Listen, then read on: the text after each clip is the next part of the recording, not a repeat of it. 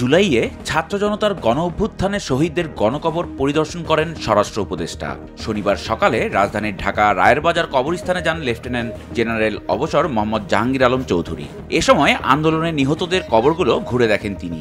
শহীদদের দাফন দেয়া গণকবর দেখতে গিয়ে রেগে যান তিনি।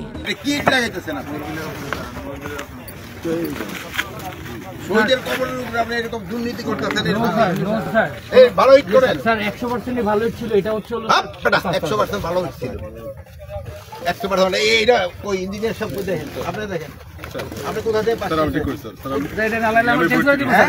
আইবি থেকে স্যার। আপনি আইবি থেকে পাস করেছেন, আপনি তো বুঝতে পারবেন। দেখেন স্যার এই দুইটা তুলে আসছে, এইগুলো টোটাল স্যার সব সব ভালো ইট। শহীদদের কবরে 2 নম্বর ও নিম্নমানের ইট দিয়ে দেয়াল নির্মাণ করায় ঠিকাদারের উদ্দেশ্যে অসন্তোষ ও ক্ষোভ প্রকাশ করেন স্বরাষ্ট্র উপদেষ্টা লেফটেন্যান্ট জেনারেল অবসর মোহাম্মদ জাহাঙ্গীর আলম চৌধুরী। এতে করে শহীদদের স্মৃতির প্রতি অসম্মান করা হয় বলেন উপদেষ্টা। সাংবাদিকদের এ বিষয়ে প্রচারের আহ্বানও জানান তিনি। তুমি কিসের দায়িত্বে আছো? মানে এটার মধ্যে সার্বিক দায়িত্ব। সার্বিক দায়িত্ব কি? তুমি সাব স্টেশনে? না না না, আমার ছেলে ঠিকাদারের লোক, এগুলো সবই করো। দেশের জন্য যে প্রাণ দিল তাদের কবরস্থান কন্ট্রাক্ট নেওয়ার পরেও যদি এরকম দুর্নীতি হয় তো দেশের কিভাবে চলবে? গণকবরের এই দুর্নীতিতে আপনারা ফুটে তুলবেন। বর্তমানে কবরস্থানে 114টি শহীদদের কবর রয়েছে, যাদের অনেকের লাশ এখনো শনাক্ত করা হয়নি।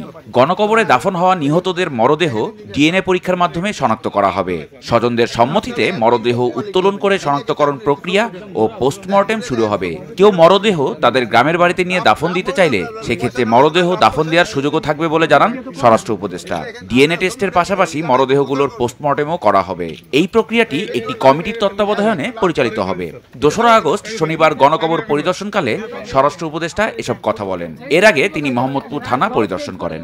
কেউ চাচ্ছিল এটা শনাক্ত করা হোক, কেউ চাচ্ছিল না।